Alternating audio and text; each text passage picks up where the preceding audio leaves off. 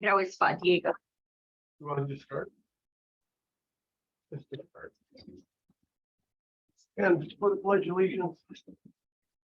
I Pledge allegiance to the flag of the United States of America and to the republic for which it stands, one nation, under God, indivisible, with liberty and justice for all. All right. Thank you all for coming. We have people in our audience tonight. I like it. See that very often. All right. First, we have the public forum sign up in the back there. Anybody would like to take a look at that. So on to announcements. We have Raul Gomez and Creighton Helms are slated to present tonight about federal programs and a topic about our ELD students. We're gonna go ahead and have Raul make his presentation during the announcement time because he has another commitment that he needs to get to, and then later on in the agenda, Dr. Helms will go ahead and do his Perfect. report. Sounds good. Come on up, Raul. And I will give you the tools to be the master of all of that, master of ceremonies. So should I? I think if you sit here, you'd be able to get a good, just move the table over a little bit. Okay. And you know how to get to your PowerPoint from there?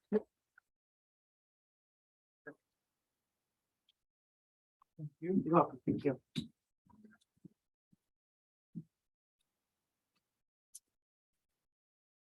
Hello, everyone. So if you don't know me, my name is Raul Gomez, and I actually grew up here in Jervis. So, and I was the English language learner at TOSA last year. And so I just wanted to share some information, some data, and try to make it as interesting as possible. But if you have some questions, you can interrupt at any time. And so last year in my role, I had some questions, but it was an interesting year because we were really trying to figure out what my role was going to look like. But in my time there, I really I wanted to look at how many students we have first of all, and then questions came up, so I'll share that. So first of all, here are our English language learners and our monitoring students, so our students that are ELs, and then we have our monitoring students, which means that they pretty much passed the test and now they're in monitoring, meaning that they're out, but we're still kind of checking up on them, making sure that they're. And so this top number is the monitoring. So for example, if this is GES, 47% of our students at Jervis Elementary last year were English language learners. So, almost, 1 out of every 2 students that were coming in kindergarten. And so 7% were our students that had passed, but we're still checking up on. And you can tell as we go into the middle school and high school, how it kind of gradually gets, it's improving. Our numbers are getting lower. That's what we know. And but when we look at numbers in this by population, we notice that Jervis Elementary has 164 students, and Jervis Middle School and Jervis High School are pretty much identical. So, but my main question was, as a TOSA was like how strong of our program. How strong is our program when it comes to our ELL program? And so how long is it taking our students to become proficient? In other words, to pass that ELPA test? How long is it taking them? And the test gets harder with every year. It's, especially as they get into middle school, high school, the test gets harder. So here's what it looks like. And I'm going to stand up a little bit, just because right there. But pretty much in this, just so that we can understand the graph, this is 3 students. It took them 1 year. This is looking at our students that have passed tests. So looking at the data for 4 years, and it took 6 students 2 years. So that really says that they've already had some English experience. But as we can tell, so it took 11 students 3 years, and then it just continues on. But when I look at the average, we have about it's taking our students 5.37 years to graduate English, in the sense, pass that ELPA test, 5.37 years. So learning a second language is challenging, as we know. And so I just wanted to know what is that number for us? What does that look like? And so 5.37. And so as we can tell, there's some of our students that's taken them 10 years to pass that ELPA test. And then there's some students that's taken them 12 years. And some questions came up when I presented this to our admin team, and they were like saying, were these students that were 12 years, were they our students? And so I had to investigate that a little bit. And it turned out that some of them know they came from California and those kind of, so it was interesting and it was good information. So yeah, it's some of our students have taken them quite a long time. And so my question, or when I started investigating further, was what did these successes have in common? And what I came to was kind of interesting was that they were all born in the US or Canada. So that was what was interesting. Students who have passed the LPA test, they were all born in the US or Canada. So what does this mean? That according to our 4-year data, if a student is born somewhere else that's not the US or Canada, they don't become proficient in English before they graduate. So for what does that look like for Jervis? It's 16% of our students. 16% of our students were born somewhere else and won't pass according to at least the last 4 years of data. And so that means that they have a 0 chance of passing that test, and sometimes so. Yeah. Can I ask you a question? Can a student still graduate and not pass your test? That is correct. They can still pass because there's sometimes I don't really know exactly how it goes along in the high school because I haven't been at the high school, but pretty much as long as they're receiving their credits and all that, and So you get enough credits, they do what they need to do to get through it. Mhm. But in your way of, not your way, but the way of thinking is, when they leave, they're still not proficient in English. At that exactly, point. exactly. They're still not proficient in English.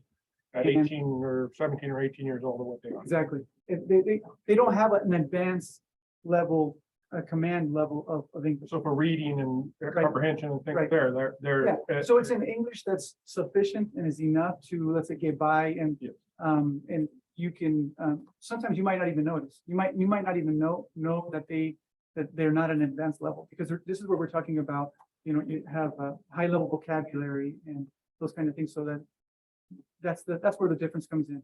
And you could tell it maybe in their writing, but if you're having a normal conversation, you might be like, Might not oh, be you able know, to see it. right, especially at the high school level. All right. But it makes it more difficult for them when they go out to get a job. because Exactly. They're not proficient. Exactly, Yeah. exactly, Well, in the real world, it's gonna be Yeah, a in the world, disadvantage. that's, yeah, exactly. a big one. Mhm. So how many of them potentially have learning disabilities? So, yeah, that's something else that I had a spreadsheet and I put who are our students who have, or who are on special education and those kind of, and I don't remember the percentage right now, but yeah, that was something that we definitely looked into. But still considering like, regardless, so we can have a very, somebody who could be doing, who could be doing amazing in another country, essentially and come here and not pass the test and sure. So we looked and that wasn't a factor that we could say that was a reason why, they weren't passing. So what was our EL data for the 2021 school year this last year? And so Jervis Elementary School, so we just look at the brighter colors or the darker, I guess the darker colors on the left-hand side. Jervis Elementary had 169 students take the ELPA test. And of those 169, 10 reached proficiency, 10 students. And we have 15 students that are in the monitoring process. So those 10 are going to be added to those 15. So essentially we'll have 25.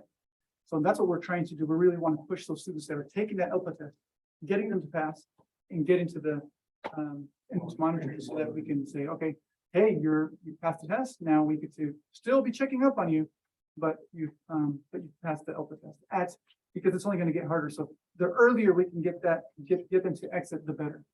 Jervis Middle School, 63 of the 63 students, only 3 passed, and we have 33 in monitoring. Naturally, with the more exposure or the more time we spend in, in school, then the more students we're going to be, exiting. Whether we have a great EL program or we don't, the students are just going to be naturally improving their English just by being exposed to the English environment, Right. which is why Jervis Middle School and Jervis High School have 33 and 28. Our numbers are pretty similar at the middle school and the high school.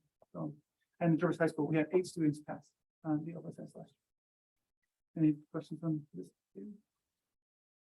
When I look at that from a percentage, the grade school seems so much lower Yeah. than the middle school and the high school. Why is that? Well, we I have, just did the math really fast and I'm Yeah. like, wow, sorry. yeah, well, 1 out of every 2 students that are coming into kindergarten are English language learners. They're not passing the test from the beginning. We do a screener, they don't pass the test.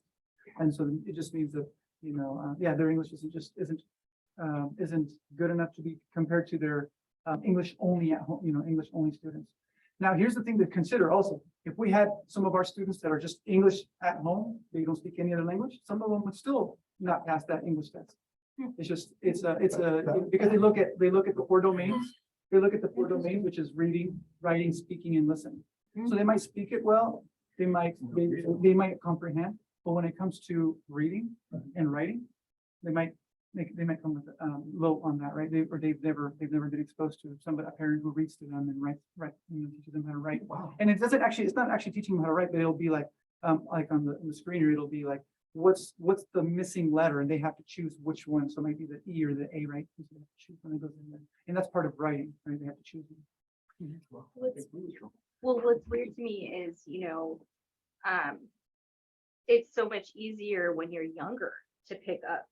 Right. So this is confusing to me why is it so much? I mean, my sister and I, when we came from Nicaragua, we didn't actually speak English at that point. She was in third grade, and we picked it up like really quickly because we were so young. I've seen so many other people that have come in at such a much more advanced age, and it's so much more difficult. So this is interesting to me that would be the case. Yeah. Well, I think naturally as humans, we kind of go where our comfort is, right? So I think part of it is, okay, well, if I go with my friends who also speak Spanish throughout the day during recess and all that, Yeah. then you kind of hang and you stick with them, which is great because you're comfortable, but then there comes with the disadvantage that you're not learning, and then you're learning it, let's say by listening in class, but then as soon as you go out with your friends. So, yeah, it's because of our population, I think I it's more- was gonna say though, isn't that also including, say, kindergartners? Yeah, Like the GES. GES. So I exactly. mean, when they come Okay, so into it's their school, kinder. they're so little still, they're getting there. So it doesn't say 5th grade Right. or kindergarten. Exactly. This Part is of starting the- at kindergarten. I think Mhm. it's like the whole thing, right? Exactly, starting at So kindergarten. if they're coming from their parents' homes where it's just full Spanish and Russian, and then they come in, Yep. they are Exactly. And starting fresh. and how many is from Spanish and Russian? Like, what is the breakdown of that from?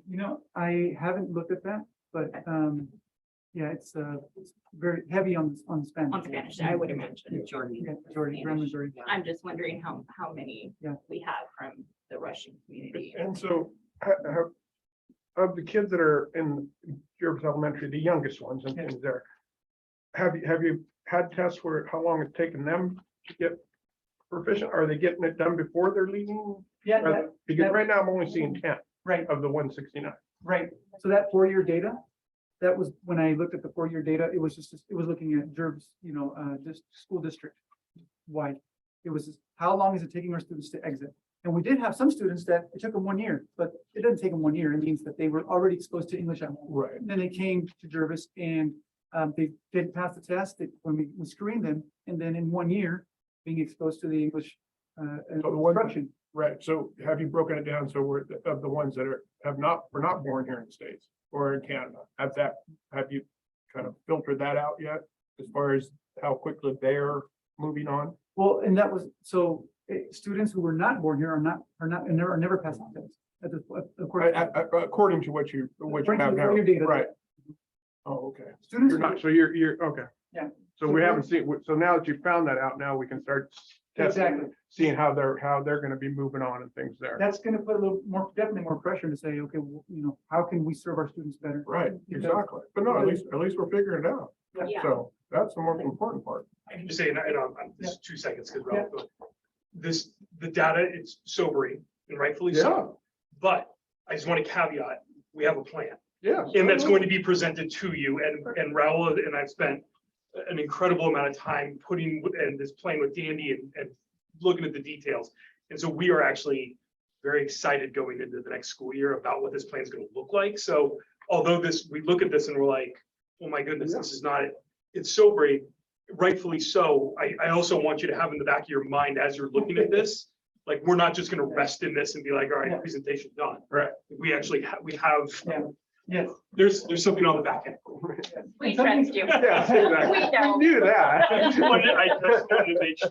It was just kind of shocking. We don't want to go too far down the rabbit. It is very shocking, and something to add is that we've also spoken with many other school districts in trying to tackle this, and this is not just a Jervis issue. I was gonna The ask. advantage that we have as Jervis is that we're small and we can make big impact Yeah. as a small district. So that's cool. So here's, so if a student were to ask me, how long is it gonna take me to learn English? Because sometimes they ask you, how long is it gonna take me? Because this is hard. So I'm gonna say 5.37 years. All right. So this data is strictly for those students who have exited, right? And this is what we know. The students who have exited in the last 4 years, it's taken them this long.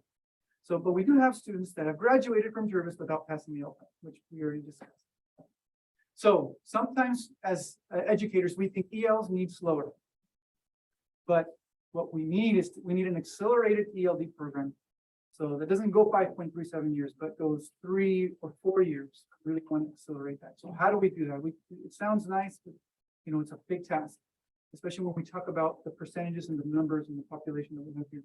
So we need a new goal. And so what I've come with as a conservative goal that I think is a fair and a conservative is 4 years. And it's max. So it's by 3 to 4 years.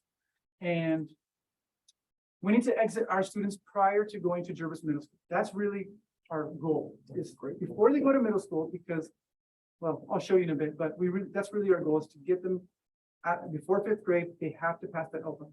So it's gonna put extra pressure on us at the middle or at the elementary level.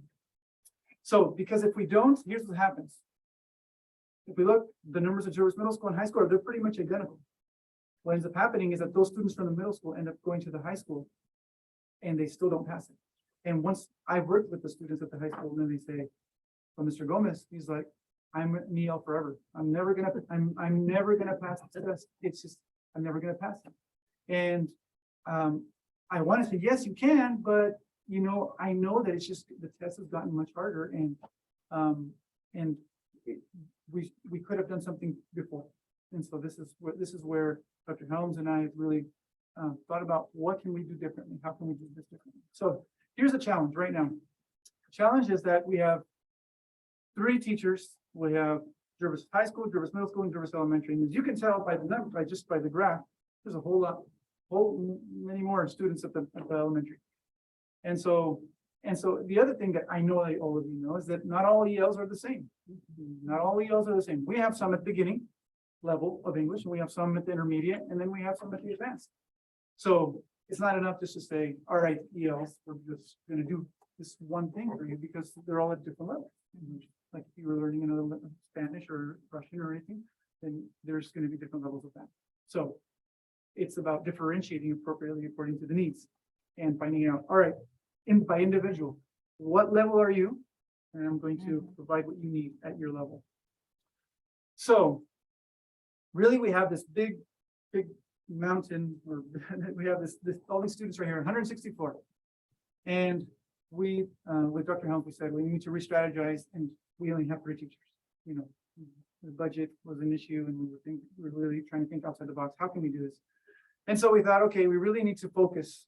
We really need to blitz at the elementary, so that we can make sure that they don't go to the middle school, which then means that they go to the high school and they just don't pass that LSAT. So we need to focus, concentrate our energy and resources and everything at that elementary. But this means this one teacher right here is kind of left with these 2 groups of students. It's 120 students. And so we were kind of wrestling with this, and we're just thinking, gosh, it just doesn't, this would be a big challenge for one teacher to be between the middle school and the high school, doing 120 students, and to do it, to not just abandon them. So Dr. Helms said, what about if we bring somebody else halftime? So then we can split up the load in a sense, but in a way that really focuses on their individual proficiency level, which I have we figured out each student where they should be at, what instruction they should be receiving. So here's our dedicated English language development approach, systematic approach. And when I mean systematic, it means with each individual student, we say, all right, here, you're starting at kindergarten. Well, this year at kindergarten, you're gonna receive the beginning emerging level, proficiency level instruction. But next year, you better not be at this level, because it's either one, either I didn't do a good job, or or you didn't do something, so it's gonna be either one, but if it's all the students, then I can't blame the students, then it's on me.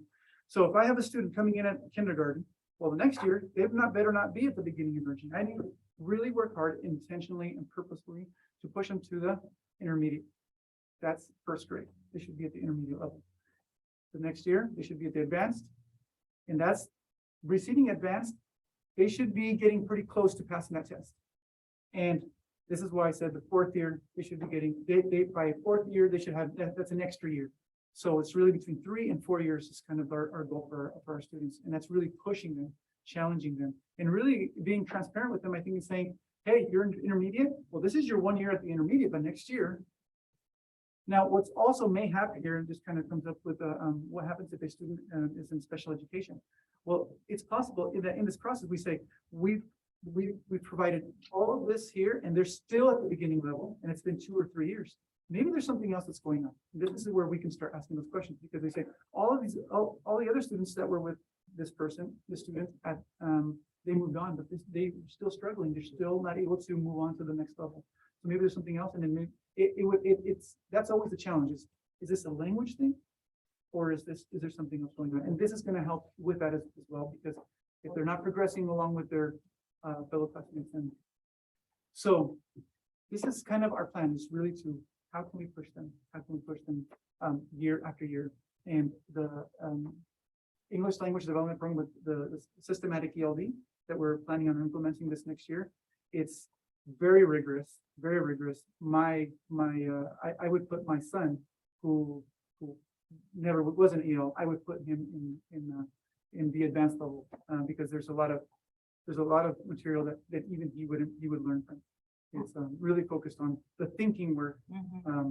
It's about when I compare and contrast, what is the language that I use when I compare and contrast, not just in EL, but as in my ELD class. But once I go into math, how do I compare and contrast with numbers, right? How do I compare and contrast when I'm talking about science? And so that's really what it's like, the thinking work. All right, when I'm going to describe, what does that look like? What does it sound like? So I probably passed my time, and I know there was a lot of questions. Is there any questions else that I can answer, please? Just one real quick, so if the strategy, if you get a new student and he's starting in middle school. Yeah. How do you distinguish where you're going to be putting him at the beginning, intermediate, advanced? How do you have a strategy, I'm assuming, for something like that? Exactly, yeah. So we would definitely do, there's a screener when a student comes from, when they come from somewhere else, they come from a home where they speak another language, then they have to do the screener. And if they don't pass the screener, then it'll give us a result. Oh, okay, they're at an intermediate level. But if they're at the beginning level, then we go with the beginning stuff, and then we kind of do the same progression. I just showed 6, so that way when Yeah, no, I understand. but yeah, basically it's the it's challenge like- at the middle school is that the beginning level stuff at once you get into 6th grade, it's actually takes them 2 years because it's so much. It's much more intense. The vocabulary is much greater, so it takes them 2 years to do the 1 year that they would have taken down here, and that's why it's so critical to just focus at the Oh, elementary. no, right, but sometimes we don't get them at kindergarten. Exactly, so that's a great question, because yeah, if they come 7th grade, then what do you do? What do you do? But How do you help them? exactly. All right. Thank you. So Oh, thank you very much. Good job. So it will be exciting to be monitoring this over the Yeah. course of this next year, and I'd love to hear after that, we will be getting updates on that, regularly. And it's work that we wanted to start when COVID happened, right? Or then COVID happened, and so we've just kind of had to regroup I and love that. go forward. I think that's. I'm just glad, that we recognized it and now we're trying to figure it out, how to fix it and things like that. That's really important, in my opinion. thank you for letting me share. Yeah, Thank thank you. you. Thank you. And great work. For the five tools, learn English in 2 years. And I'm enormous. I didn't have any other announcements for tonight, so Huh? I'll turn it back over to you, Henry.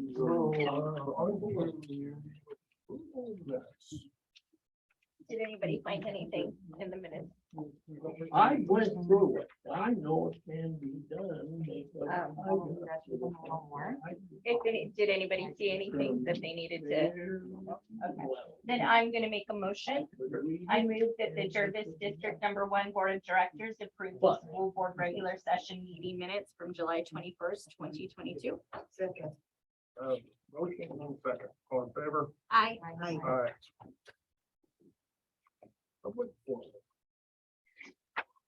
You have anybody sign up? Over there?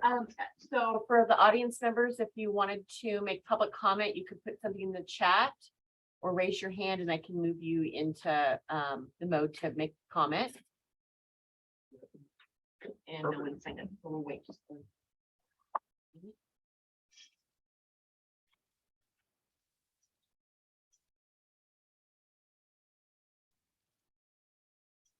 Nope, doesn't appear very good. that we have any.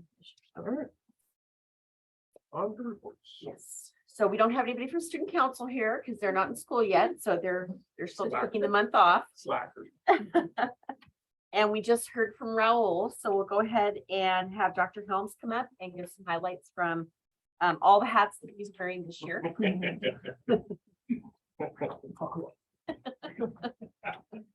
it on. It's exciting, but also awkward, not the right word, but I feel like this is the first, actually, this is the first time I've been face to face with this board. I think it's been about 1.5 years since I've attended a face to face. I know, right? And so I've got some bullet points with this year. I've got approximately 10 different responsibilities within the district. And so I've got a couple bullet point highlights for each one of them. And then we won't do this every board meeting, obviously.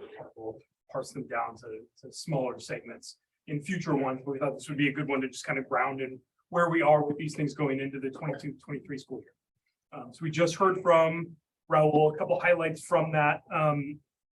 We were pretty extensively involved in developing this plan. We're really excited for it. One thing that he did not mention is that we are going to be introducing a new software program for our ELs. It's called the Flashlight 360. And our EL students will take it about once every 2 to 3 weeks. And it essentially is ELPA. The ELPA test is what they take in the spring that helps determine, do they pass the test or not? Are they advancing from beginning to proficient, et cetera? Historically, there is really no way with any degree of fidelity that we can predict how they're going to do on that test. There's no mechanisms in place other than your intuition as an educator. But that only goes so far. Data actually matters. And so we found this software that our ELs will take about once every 2 to 3 weeks. It only takes about 10 minutes of time, but it tracks data points and it actually parses apart not just their speaking score on ELPA, but it breaks it down into further subcategories like pronunciation or vocabulary use, or there's like 6 different domains underneath it. So if a student has a 2 in speaking, that doesn't tell me very much because I don't know how to address that. But if they have a 3 in several of those subcategories, but a 1 in a particular one, now I can really strategize and attack that lower performing subcategory, which then a rising tide lifts all boats. And so we're really excited to roll that out for all of our ELs. It's K-12. Our EL teachers and myself will be tracking that data bi-monthly. And so we're really excited about that. I have met with all 3 building level administrators and I sat down with them and we've gone over our EL plan for the 22-23 school year. The entire administrative team is on board with it. And so we're really excited to kind of see the fruits of it. I think we are all genuinely excited to roll out a codified EL plan for the district where there's a letter going out during in-service week for every member of the district that says, here is our EL plan. It doesn't matter if you're an IA, a teacher, food services, custodian, office manager, you need to know what our EL plan is. Everybody will get that letter. So we're excited for that. Special education. We're getting a new software program for our special education case managers. It's a program almost similar to the other one that allows them to track data every single time they meet with a student that's on an IEP. And it's a very quick, it takes about 30 seconds per child, so they can typically get it done within minutes after they do their service time. And then that will create data points. And then every 2 to 3 weeks, we can check in and see how is their progress working towards these goals. If we have parent-teacher conferences, if we have IEP meetings, we can print out graphs that show here's the progress being made or lack thereof, and here's how we're responding. And so we're going to be rolling out that software program this year as well, which we're very excited for, because it's going to allow them to track progress towards goals in almost a real-time capacity, which otherwise is kind of a difficult thing to do for case managers. It's not as simple as just, it takes time to do that if it's not in a platform that's meant to be user-friendly. So we're excited for that. FLC at the high school, we built a room within the room. So if you're ever walking through the high school, we're really excited for that space. It's going to be a really neat decompression transition program room. I've worked with Ms. Bustamante up there. We just did a purchase of all the equipment we need to start a transition program, which we're going to call Cougar Cookies, and they are going to start baking dog treats. And then they can mix the materials, they can bake them, and then they can package them up in little bags, and we can sell them for $1 a bag. And we can sell them to staff, we can sell them to students, we can sell them to community members, called Cougar Cookies. Really neat. At all the basketball. Oh, yeah, I mean, really neat. Basketball. I mean, you know, and obviously, go ahead. And that takes care of some of their checkoff lists that they have to start learning how to use. Absolutely. And cooking and things like that. So I think it's brilliant. The second, I mean, the benefit of earning a revenue from that is good, but it's actually driving home a lot of the transition program goals that these students really benefit from having, in terms of even just exchanging change from dollar bills and going through and how do you mix ingredients, and then how do you wash bowls, and then how do you put them away, and how do you fold linens, and just all of those kind of things, which will really be emphasized in that class. We've kind of modified Ms. Bustamante's schedule a little bit, so she has more opportunity to really apply towards her students this year in a way which we're excited for. Very nice. And then something that if it crosses your desks, you won't be super excited, but we're polishing off about a 60-page SPED manual. It's something that I started working on back in March. And it is essentially going to be our gospel on how we do SPED in this district. And so regardless if you're a case manager, you are a parent that has access to it, whomever you are, you know how we do SPED, and it's going to be systematic from elementary school, middle school, high school. It's same practices, same IEP meetings are going to be run the same way. Everything's going to be very, it's going to be common across. And that goes to every parent. It will be available to them. I wrote the manual so that nothing's sensitive to the extent where we will be able to post it online, Right. and parents will be able to see it. Will that also give them some ways to make sure they know that all the benefits that they have from the state available to them, and Yeah. all the other stuff that they can apply for, that some parents might not even know that they have the capabilities of doing that. Absolutely. Children, so. Yeah, and I think that's something that we are going to start to address earlier. I think it's Yeah. most comfortable or familiar to think we start talking about transition program stuff at the high school level, but we can really start talking about that as early as 4th or 5th grade, to be honest. Right. We can really start having that conversation early. It doesn't mean that student's going to go towards a modified diploma or towards, a certificate of sorts, But some you gotta know that there are high needs and things there, that would be good. for but it allows us to engage the parents early so they do know what resources are out there. So, yeah, absolutely. So And you're planning on putting that on the website and add those links to those resources that you're talking Yeah, about. so- I mean, so they can just click on it and go. Tracy Lewis and I did a lot of work in July to add a page called the Office of Student Services, and within it is all 10 of my buckets, and then you click on each one and it's populated. So that's what we're doing right now. That's Really very love the cool. transparency.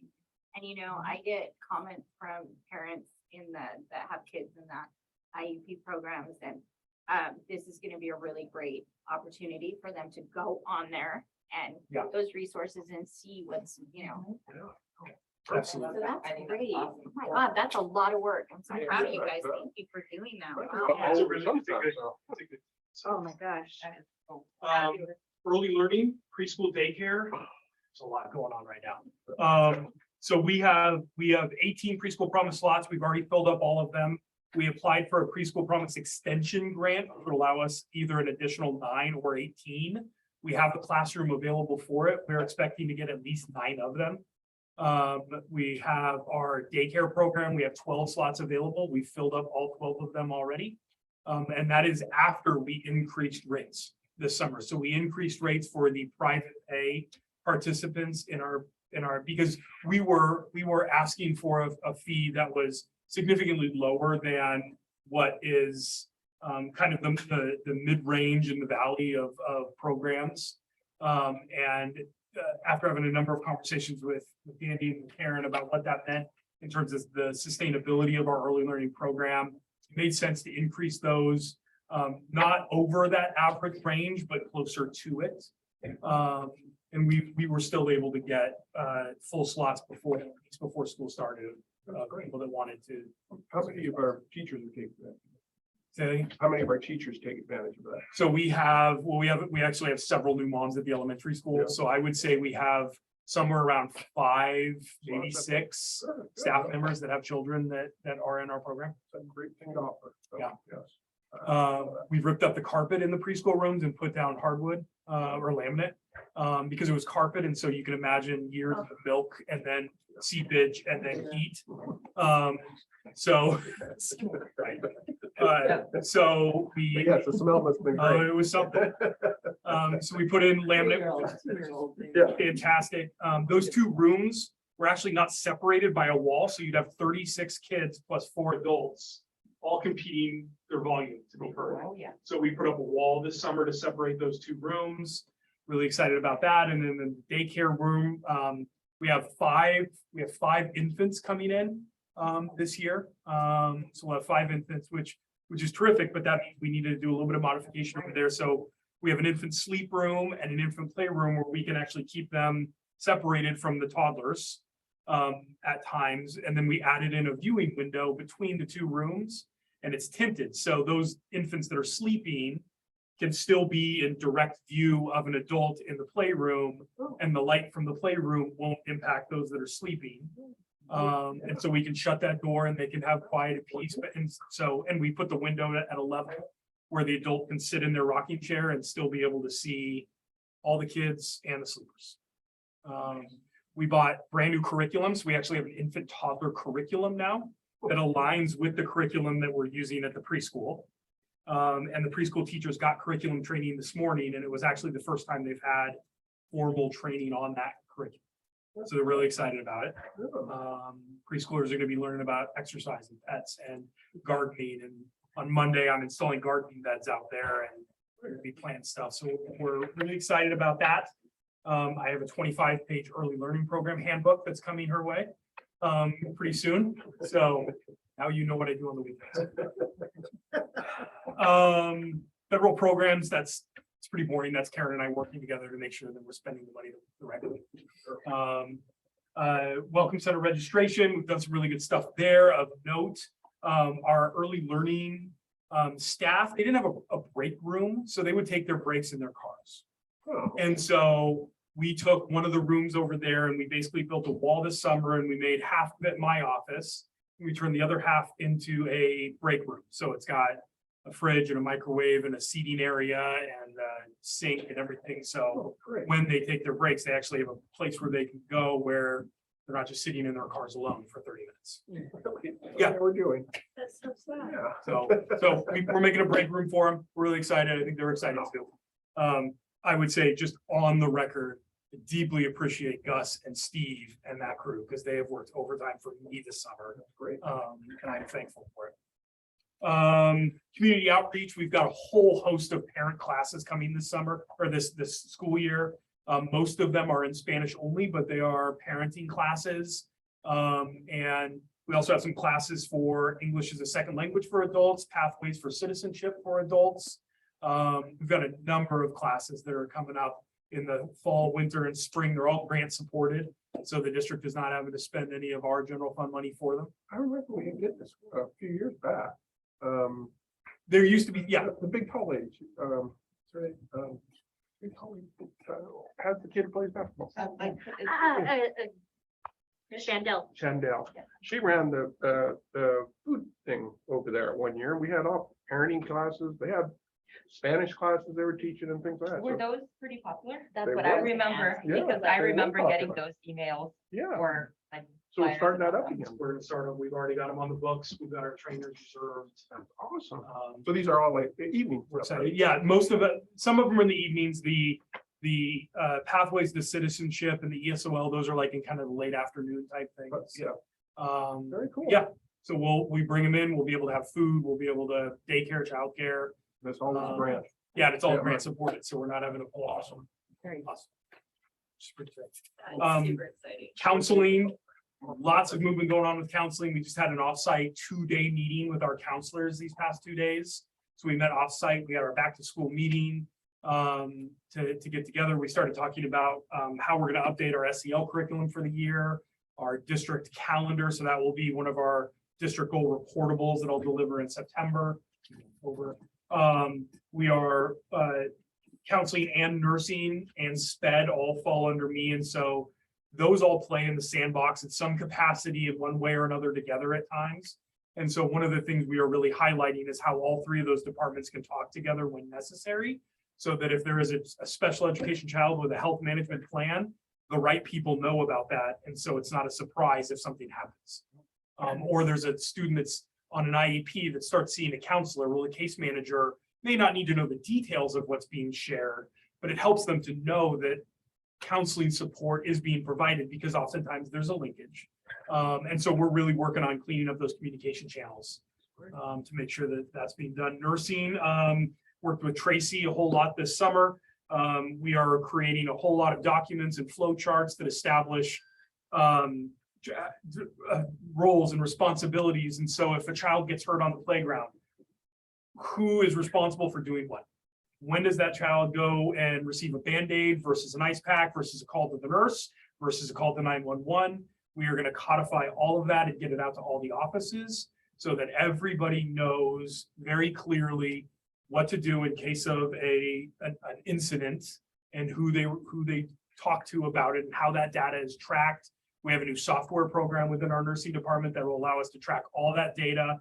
And then it links to Power School so that the offices will be able to log what child received help and when, and then we can track data. So is there a child that has a chronic headache and is always asking for ice bags and things like that?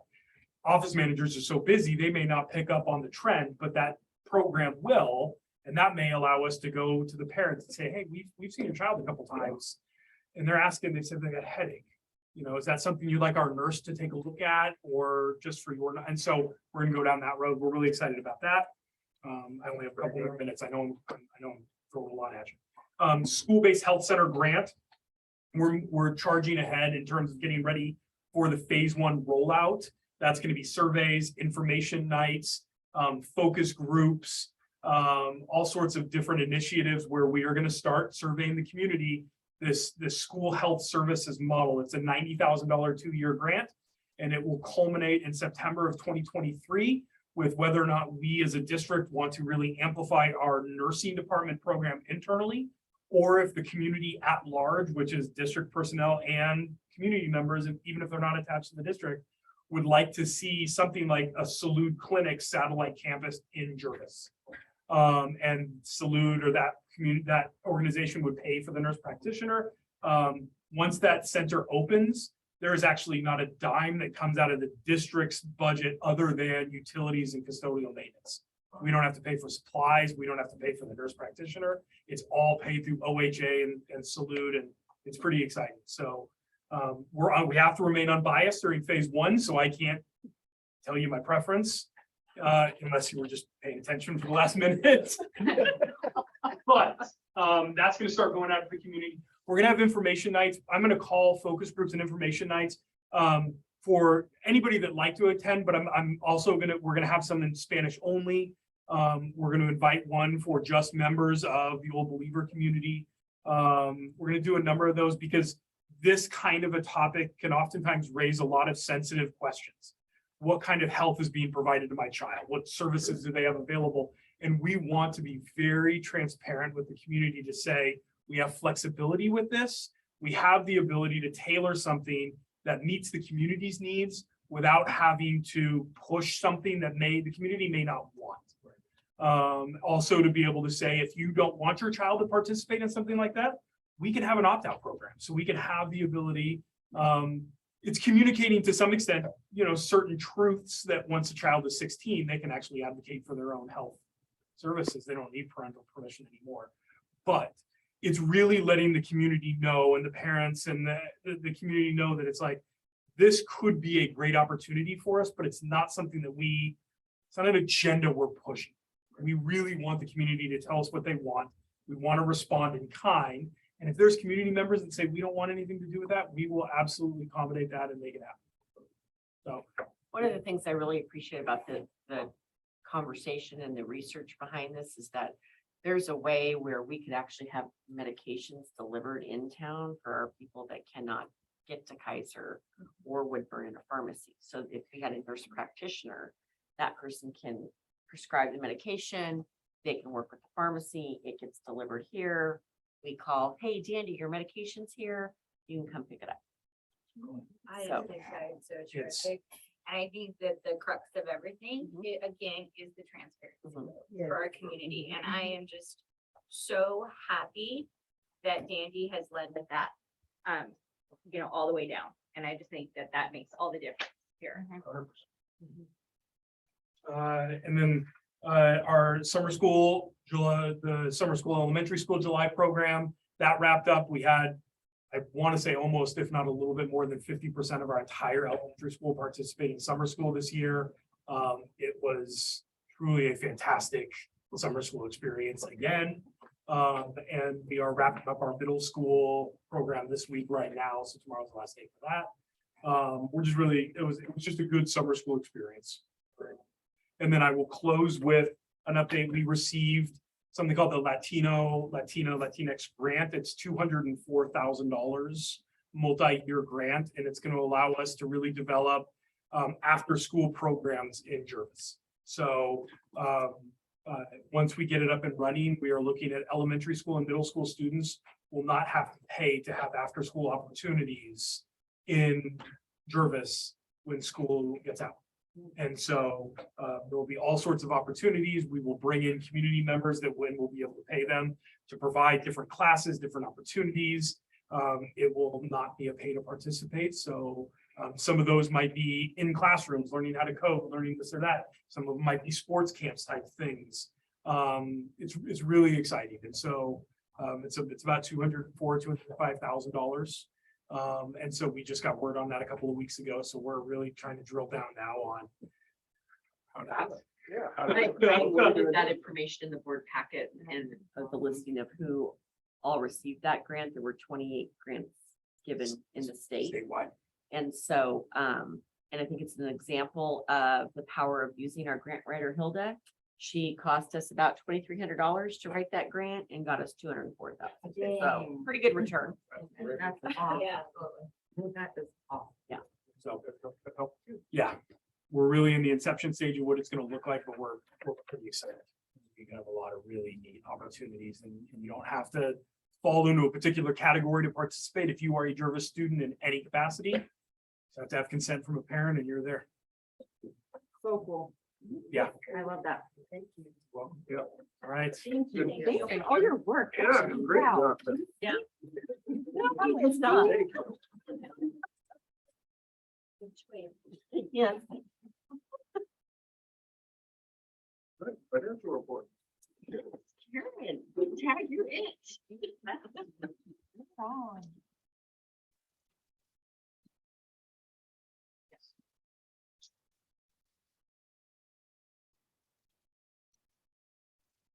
Thanks again, Greg. Have a good evening. A little 3-year-old broke his femur last week. Oh, I'm racing home to, yeah. oh, man, dude. Hey, And I didn't. yeah. That's good thought. Well, I'm just gonna cover a few of the items that I covered in my key financial comments. We talked about the, those bonds, the PERS obligation bond not showing through on the budget summary. And so that is learning thing on how to fix that kind of bucket report. And so we have that fixed now, and you'll see the, on page 25, this is showing that we're in the year-to-date column. Under expenses, debt service, third column over, is now 5.4 million. It's 582,000. So we have fixed that, and now it's just, the report is more in balance with where it should be for this year.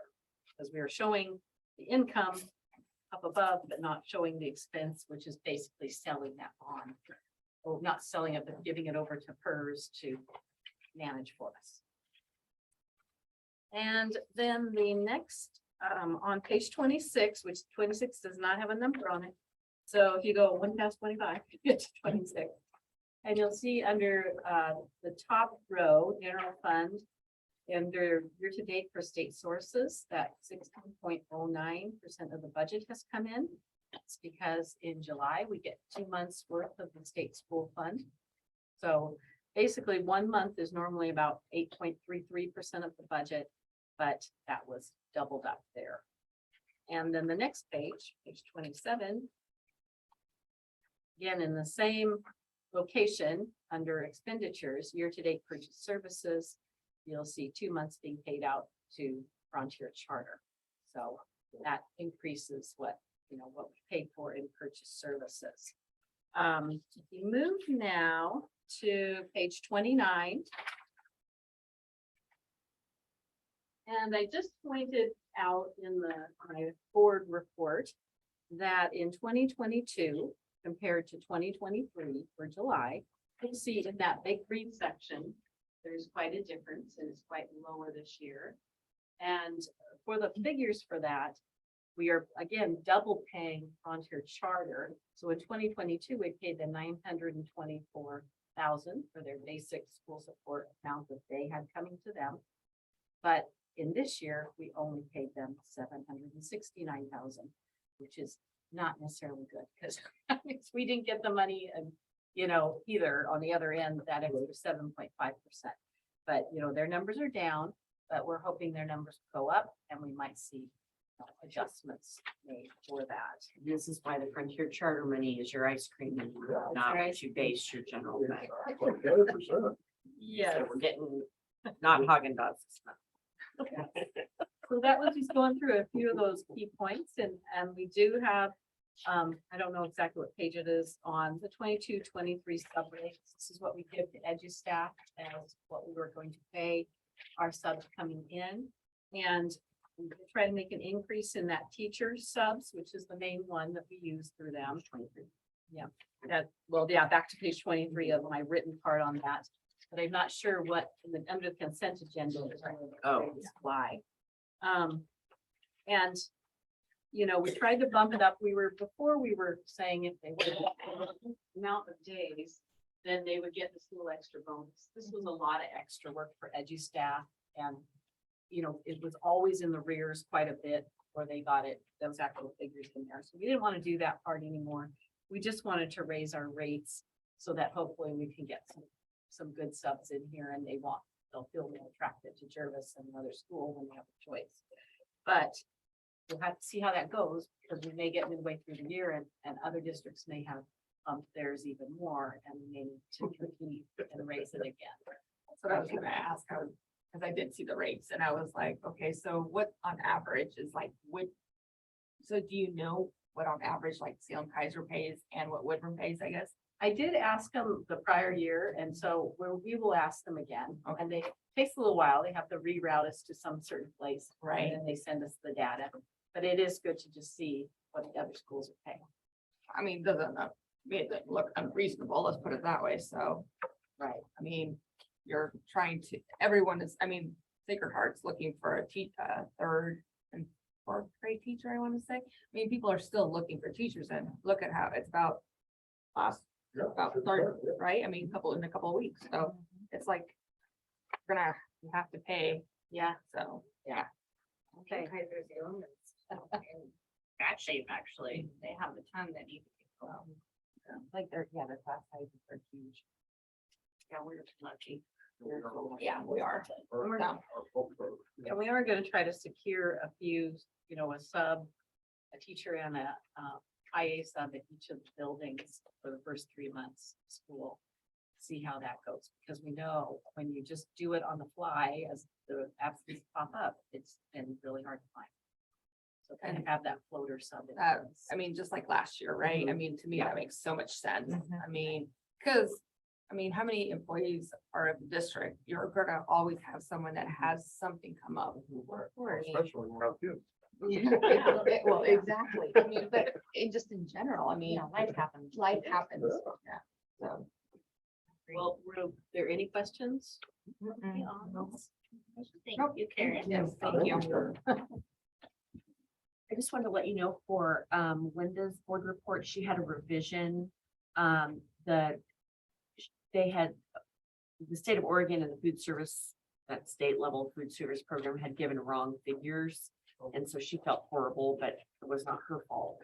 The gal had been out. So I got back to her. And so at your table there, you'll see revised figures. It's still really good news for us. We're still getting a big more portion reimbursement than most districts do and supplemental reimbursement for our meals. So we feel really good about where our food services will end. Here. Yeah, when I saw that, I was very much impressed by the fact that it was so, how much you got for federal and Oregon. By the end of it, I was like, wow. Yeah. Okay. Yeah. So it's reasonable. So now if we can just make sure that the supply chains don't go sideways. Well, Yeah, figures that. yeah, that's. So, for my report, I just, I didn't know if you had any questions for me about any of the information I had about the 2 grants we got. Also, we had the administrators, we we had another really great meeting yesterday. Administrator gave me feedback, just feel like we're really as a team building momentum, and we're excited for when all the staff comes back first in service that Tuesday, and they're really gonna see like we are ready, and we are. When is your in service? It'll be Tuesday, the 30th. And so of August, right? Is that Tuesday the 30th? First day of school is the following week after Labor Day. So on that Tuesday, you have 6th and 9th graders coming in for half a day. And then everybody starts on Wednesday.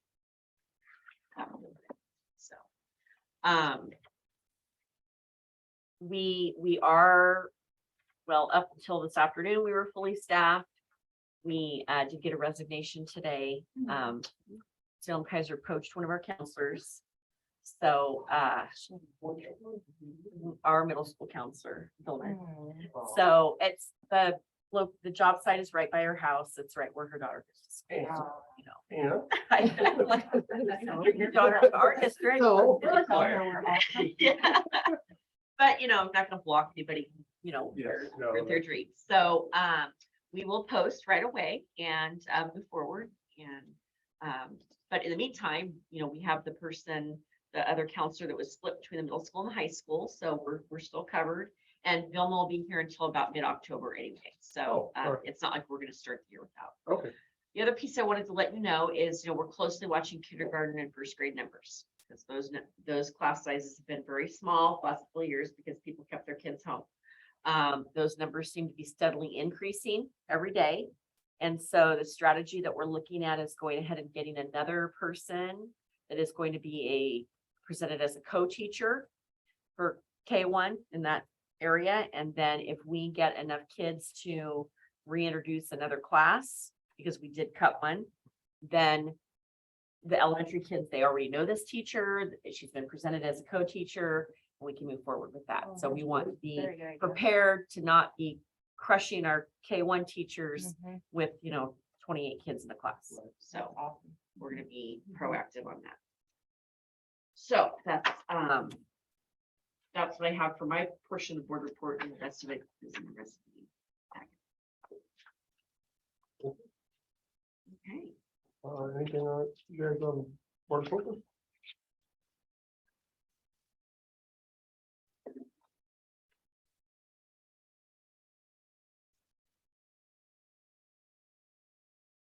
I don't have anything. Okay. Nope. All right, move on. Consent items. I move that the Jervis District Number One Board of Directors approve the consent items listed in Mass 7.1, 7.2, 7.3, 7.4, and 7.5. Motion. Second. I have a second. All in favor? Aye. All right. Good. Good. Action items. Yeah. Yay. But there will be. All right, so on the discussion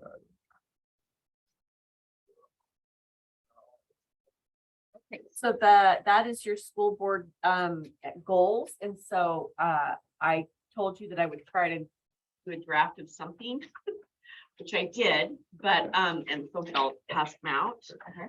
What I also want to point out is at your table seat there, you've got our newest strategic plan, hot off the press. Looks very pretty. Is it pretty? Good. And I love seeing Sarah right here. I was like, why is my kid not on here? here, let me fix that. Great, thank you. So, really proud of this document and the continuing living, breathing document. And so I think when, in there are the pages that you had on what the strategic goals were when we talked with Kristen Miles on Monday. And so what I did is this draft that I put together. I didn't know exactly what Raul's presentation was going to look like tonight. So I really wasn't sure kind of what you thought a great goal in addressing that would be, because that is part of your scholarship piece, right? Yeah, So, yeah. so I did just the, wording around the English language learner project and presentation. And then the A, B, and C are those components that I felt would support your achieving that goal, but are also the components that were put into the scholarship application with OSBA. So in that application, you said you'd engage in professional development and work on learning what is the issue and who are these kids and how does it impact. You also talked about community engagement in terms of trying to figure out, what's the best course of action so that you can make different budgeting decisions and adopting different policies. So then I also, as part of our strategic plan, we're taking your resolution on inclusion and access. And that's one of our strategic goals, to now create the tool. And so letter C in your project is you're going to adopt the tool that the staff creates and presents to you. So that would meet the spirit of the scholarship application. And then in the strategic plan, goal 4 is that the board works with me to figure out what we're going to do with regard to facilities and bonds and that kind of thing. So I don't know if you want to, obviously you could discuss it now and then maybe appoint someone to work with me to rework this or finalize it so that it can be an action item at your September meeting. I'll leave that for you guys to discuss that. Why did your school district call me? I don't know. I have it. You have a board meeting tonight? I don't know what it's calling. You guys see anything that we need to work on? This or I skip pretty much on. That's it. Do you feel like we need to make it sharper? Number one, there's no real wording for the goal. I just did that as a placeholder. Okay. Word around the English. Why is there a number 2 for the facility? Is this like, for whatever reason, I thought this one was for the scholarship, just this was an outline for the scholarship. Our goals, because we're. You're gonna have two goals. Well, I'm recommending you have two goals. You can have as many goals as you'd like to have. Okay, But the first goal is about your scholarship and then the That's second what- one, that's what I was Is- trying yeah. to. Yeah, Yeah. but these are yearly goals. yeah, Okay. Yeah. Yeah, I can work with you. Okay. I know that the rest of you weren't gonna step up. Well, you're the person. You can be for a living. That's what I'm doing. Who does that for a living? Yeah, let me wordsmith for you. Equally, okay. I can Which tell you I feel about like it mine, would be silly for me to say. All right, very good. That one's done. So you have a slew of policies for the first readings. And the one that I particularly wanted to point out is also one I talked about in the memo was policy IIA, which is the instructional materials policy, and then the two ARs that I included. And that is on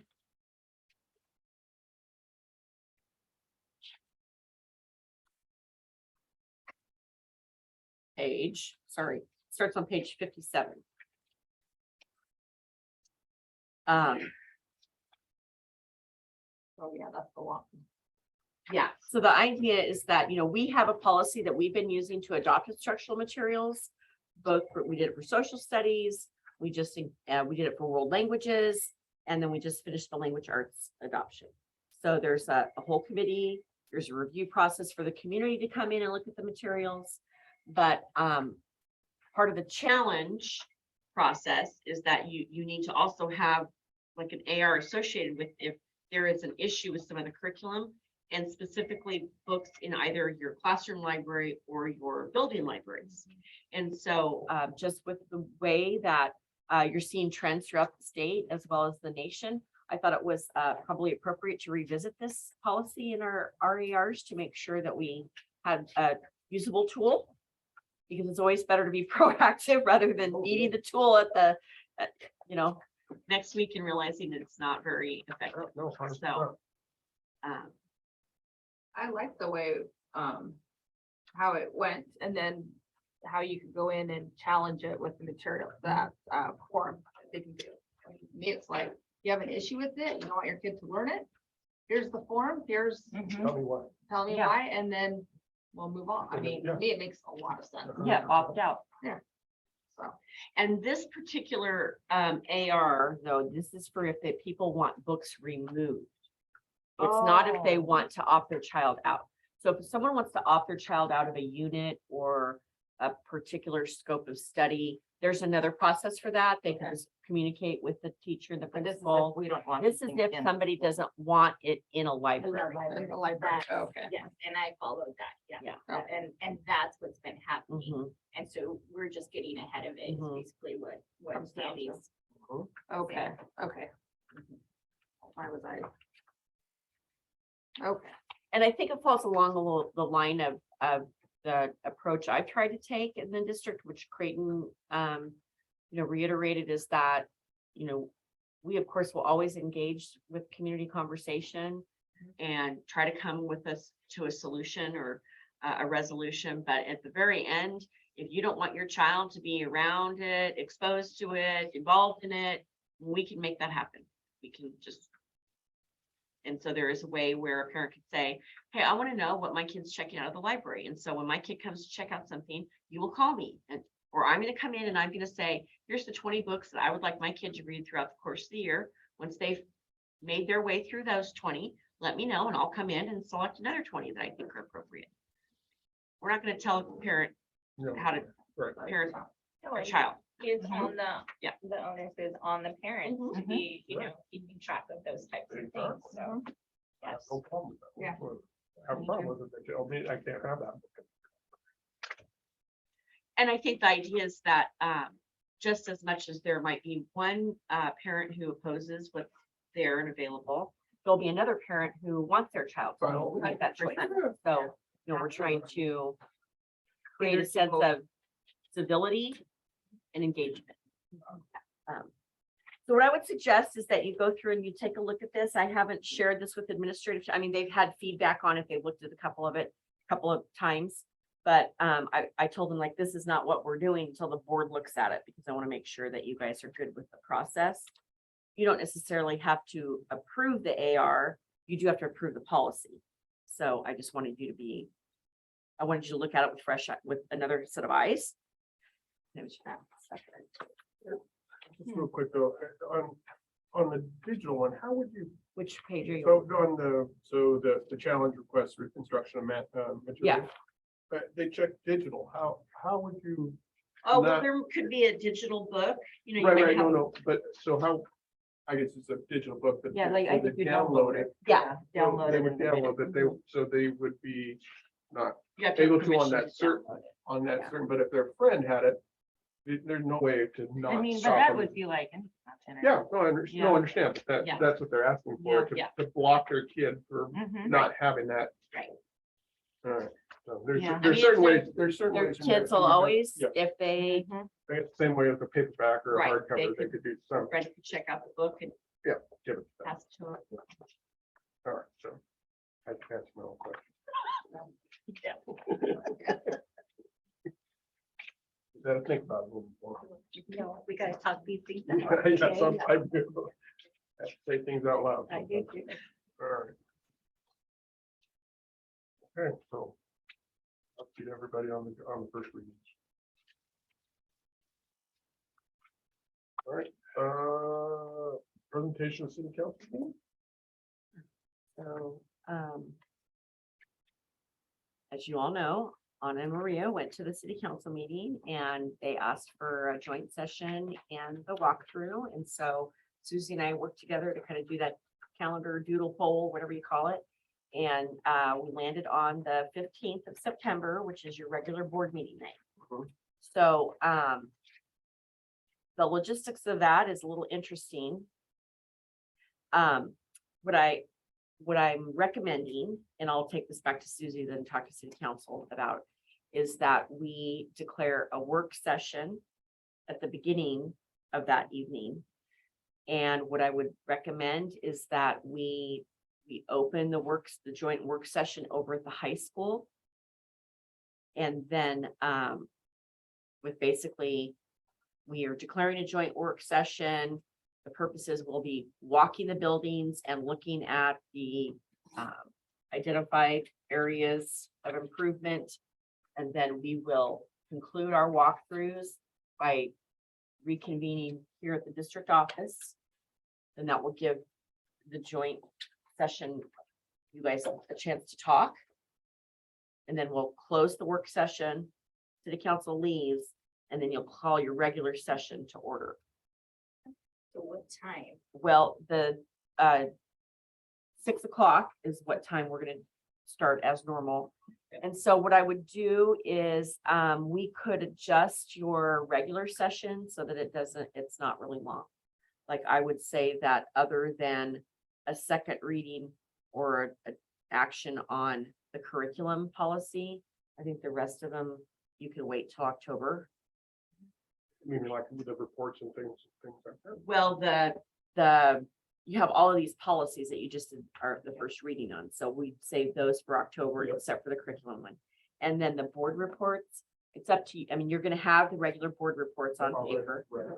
And so if you're okay with that, we'll just not have any other reports then. Okay, I like and that. then, Because September, that's for September one. yeah, So the kids have just been. they've back, just back a So we week would and a have half. nothing from the student report. That's for them to think, so yeah, that would be fine. Okay, so we'll craft a smaller agenda for the regular session, and then one of the ideas that Creighton and I have been kicking around is because in theory, right, the public is supposed to be able to see our meetings now, that state statute, live. So I'm like, how am I gonna do a live walk around the middle school? So he's gonna work with Tracy, and I don't know, I'm joking, he's gonna put a GoPro on his head or something, I don't know, live stream it, so that the audience can see. You could build a little robot. Yeah, he could, yes. You know, a little robot that just Yeah. follows us around and things like that. Nothing better to do. I'll have his minions do it, those little Yeah. kids. 3-year-old, he's laying in bed anyways. And then as I'm thinking about how do we structure the tour, because I want it to be meaningful and, focused, not just we're walking around the building looking. You're starting with locker rooms. What I would suggest is at They your are table terrible. seat, you have the grant bond package. It's not a very good copy. I apologize. I'll get a better one if you're okay with this. But what I would do is reproduce this where it highlights, in red, the projects that we said we couldn't afford. Right. And so then they can look at, okay, for the high school, this is what we were going to target for the bond if it had passed. So locker rooms, bathrooms, Bathrooms, you know, classroom. HVAC, classroom remodel. Neat, absolutely. Okay. Yeah, line item by line item. Here's Yeah. the locker room. Here's the bathroom. Look at how old it is. Mhm. Look at the roof. No, we did this. We did this and we showed it. didn't I we? know, but sometimes we Yeah, no, have to like, and then they can look at the price too Mhm. of what it costs, because I think that's really important. Knowing that materials have all gone up yeah, too. exactly. So, And we'll continue. Yeah. And we can show the leaks and all of the issue, You know what I mean? Yeah. that's the really super important part in terms of Yep. visually being able to see it. So, oh, And yeah, yeah, that's and the then, real- and then putting it back to this. Yeah. Those numbers. So we're gonna walk all through buildings. All three buildings. All right. Well, the other one to show the little classrooms in the middle school, that would, I think that's the big thing there. I think Well, and also- then showing how many, I mean, as we just talked about, how many kids did we say were in that module? I mean, 28 kids in, Yeah. in a classroom? I think we should have cardboard cutouts of 28 kids in Well, in no, one of I those mean, classrooms Well, when you with think about it, that's a table, lot. everything. So there's something that we can do, or pylons, there's some damn things that will That represent- represent yeah. the amount of kids. We that put are in there. chairs. Yep. Like little chairs, the little chairs for each child. Well, like the Tony at the middle school pointed out, we'll make sure that one of the 8th grade science classrooms is set up with the microscopes and all the cords that are everywhere when they're trying to, because they don't have a science classroom, have to Right. create one. Mhm. And what kind of hazard it is. The idea when you walk into the middle school, there is no really secure front entry. So once you're in, well, like you, on all of our buildings, you are in. And that needs like a major turn on everything. Mhm. So that's kind of what I thought about Right, too. the strategy for this. I That's think a good one. Yep, perfect. So we'll do that. And then, Sandra got great news today. She is not gonna have to actually walk every street in the precinct. In the different precincts to label which addresses are for the failing. She's very happy. That was exciting. You would have got your steps in, Sandra. So Marion County is actually able for $26. Yeah. Able to run the list for us by precinct. For us, so we will. be able- $26, that's it. $26. That is awesome. So. I'm not borrowing the weather. We pay more for that than membership. What am I gonna do in my free So we'll continue to survey people, but at this point, I'd like to open it up to see if you had any feedback, thoughts about the survey data that you get. We're on to 9.4 now, sorry. Yeah, that's good. I did read. I did Did you? too. It was I like- did too. It's, I did. I read every single comment. I was like. I love the guy, taxation is tough. Every one of them. Yeah. Shouldn't have said that out loud. I apologize. Yeah, but the good thing is we got feedback. Yeah. And so, we'll get 78 people Mhm. to do it and things there. No, I mean, this is what we asked for and it's exactly good. It's good data. I mean, it's good things that, what they're talking about, but there was ones that, a lot that said that they didn't know, they didn't have enough information was on some of them, I think. Man, what else could be done to get the information? I think that also people that don't attend board meetings don't realize that you can't spend the money that you already have without using it elsewhere, because if you can't, like, you literally Yeah, cannot use that money for this thing, right. You can't, a grant, like a grant, yes. you know, it goes, Specific It's for that. supposed to be For that. for that. Like, we can't be like, you know what, we're gonna go ahead and use that 200 for 1,000. to fix the roof." Yeah, exactly. Yeah, we probably better not do that or we could end up in a And not- Yeah, facility. Yeah, So- exactly, yeah. But, you know, I don't think that people understand that unless they really know somebody that is on the board or pays attention. Yeah, it is, and but like, saying, how do you get that, how do you get that to How- her? Yeah, How do we like in here, for example, I was like, the turf, okay, about the, Yes. I was like, Yes. you realize that 80% of it, right? I'm Yeah. shooting a number, was paid for by a grant. That was a nonprofit. Mhm. I mean, I'm like, and really the other 350, if we would have done our fundraising, would have been tax deductible for some big business, as long as we did our homework. It had nothing, I mean, it was just part of the whole thing. And I thought, I'm like, how could we have communicated that better? Right, yeah. Because someone said something to me and I went like, you realize, I mean, I Made him realize. didn't realize. I did, well, I mean, but not in a bad way. I No, was no, very it's- cordial, You open but I your was eyes. like, you realize how that was going to be paid. What was their response after you? Oh, they just said nothing to me Yeah. afterwards. They were like, oh, I'm like, yeah. Well, and it was such an amazing opportunity too. I mean, the So, work that you did, Joe is great at all that stuff. I mean, I just don't. It It's still a was, possibility, right? It's still, yes, it can still happen. it, And we have Hilda looking at grants. She thinks she might be able to find another grant to help pay for the rest of the field. So, She might as well, because if we do that and we don't put up the structure or the things, their heads are gonna explode. So, I mean, it's like, why have this beautiful field and Well, we that's- still have no covering? that's what we were, I mean, that's Oh. basically what we had. We're so like, for planning. instance, one of the issues we're running into right now, I don't know if you're aware, but on the poles where the football lights are located, a couple of the lights, the bank of lights points to the sidewalk, which is really nice at nighttime. if You're walking, but if it's dark and you're playing a football game, the field is dark Oh, on that section. You cannot see where you're supposed to be. And so PG&E does not own the light poles, so they will not come out and help us adjust the lights. Julie Powers called several companies today that do lighting things, and they will not go up that high in a lift. So our option is to rent the lift ourselves and put people up there to then adjust lights, which is not their No, but field of expertise. who put them up? Well, they've been up since 1975, so we've not been able to actually locate who's in charge of them. They've been up in 75, nobody's 1975. changed the They bulb have, or anything. they have rented a lift to adjust to do the light bulbs, but they have That's it. never like Moved. moved. So when we do these surveys, do the surveys cost us money to put them out there? Well, this was me. I did a survey monkey. Yeah, and But- Survey so Monkey is was like it- free. Like, it doesn't cost much for them to do that.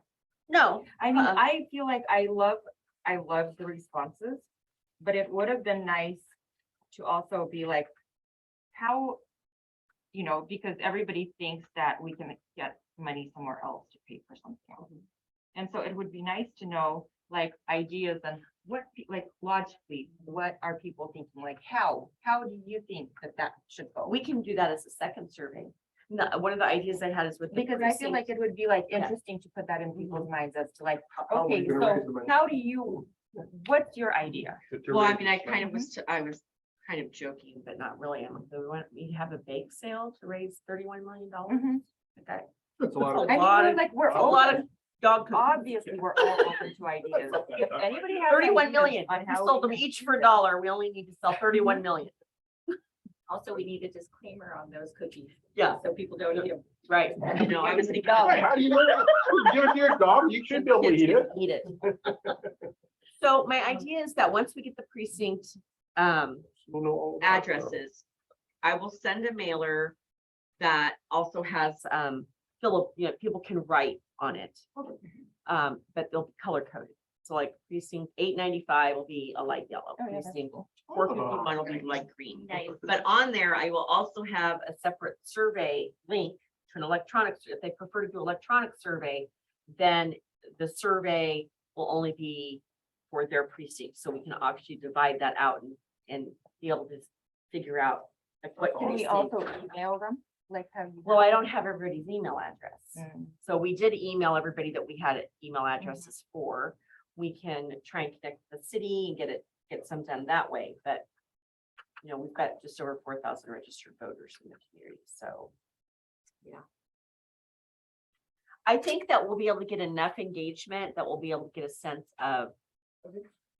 And if we can just focus on in town and the other one precinct that had a lot of negative votes. I still think it's doable. I agree, it is doable. I think it's, and that means all of us, including, I probably wasn't as proactive as we could have been. We have to get more involved. I mean, as a board out there too. Yeah. And maybe one of the other things that you look at, you know, once the committee comes back, once we get the pre-bond committee going and you look at all the data and the costs. Is that maybe this first go around, you just do focus, or this next go around, you just focus on finishing the middle school. Because the middle school is impacting, 600 kids. And the reason that we didn't even push for the elementary school to be replaced is because, as Rebecca, our architect, told us, the elementary school still has life left in it, right? It's still a usable building. It just needed some tweaks, knowing that in 15 years, you're gonna be needing to look for something. So maybe what you do is you decide, yes, we're gonna go for a bond that finishes the middle school and does a couple of things at the high school. And we get the $4 million from the state. And then in 6 years, because every 6 years you can get the 4 million from the state. And year 7, you go for an $8 million bond and you get 4 from the state. Now you've got 12. That will be enough to spruce up the elementary school and finish whatever we didn't get done at the high school. Because with the bond proposal, what I would still tell you is that you should wrap in the loan that we took out for the middle school. Because that frees up $245,000 every year that you're paying on a bill. I would tell you to dedicate that to, okay, let's start picking stuff off this list. This bathroom remodel at the high school was $180,000. This year, that's what we're doing. And then once we kind of get that done, then you start putting money in your savings account so you can buy land. Because that's the other thing people didn't understand is, great, you want to build a new elementary school, we don't have any land. Do it. Yeah, well, I think that's what I mean, Yeah. is like, people don't get it, like, Right. they don't see that. So what we'll do, the other thing I was thinking is like every 3 weeks, putting out a mailer to all 4,000 people, like FAQs for this 3 weeks. Why don't we just build a new elementary school? The elementary school still has life left in it. A new elementary school would cost $65 million and we have no land. And putting in there, this is where it came from. I mean, the consultant. Yes, I mean- yes, sorting our sites, citing our sources. Oh, I like the question and answer. Yeah. I think that, I think that's that's great. a great thing. Yeah. It is, and I think, And and you're just not post it bombarding on anybody with so much information. It's I one or also two think things. like how you were talking about the flyer, to mail flyers on what the board meetings are about, what we decided, what we talked about. I think that would be a great time to also put little notes as to, And send out. and when they're being sent out, like Yeah. statement, the school Oh, board yeah. statement, because that will like get people thinking a little bit. Yes. And I just want to point out that, if usually people just you don't propose a bond one time and it just goes through, okay? This Unless you're is, Salem Kaiser. but for the most Sorry. part, it doesn't work that way. And so I think that this was a really good learning opportunity Mhm. for us, and we just have to continue to do the work, and we know. How old is the building, our building? The high school was built in 1965, opened in 1965. Okay. Well, part of it, 1920, but different phases of it are, yes. And also, I think and I'll get these so that I have them for the next go around, the gym and the cafeteria, I think that was the 80s. Those 80s. Because those are sobering. Yeah. Oh, Statistics. as well. As we all know and have homes, you have to have maintenance. North Marion did it well. They were able to get people to come through those buildings before they got the remodel, before they got their bond, and that's what really opened, that's what she said. It opened up those people's eyes, like, what, my goodness. This is the same bill, this is the same thing basically when I was walking around here 30 years ago. My God. And that's what, I mean, exactly, and I think having those, let's walk through sessions of, here are the facilities, let's walk through them all and see what you're looking at. Little open house type of thing. We'll even bake cookies. That dog. could- Yeah, Okay, well, I will work with Susie on the, kind of that agenda for the, that session, and I will. Oh, I think that's a great idea. Yeah. All right. I like it. Future agenda item? Now, adjourned. Thank you, everyone. Thank you all. Yes. Oh, that was.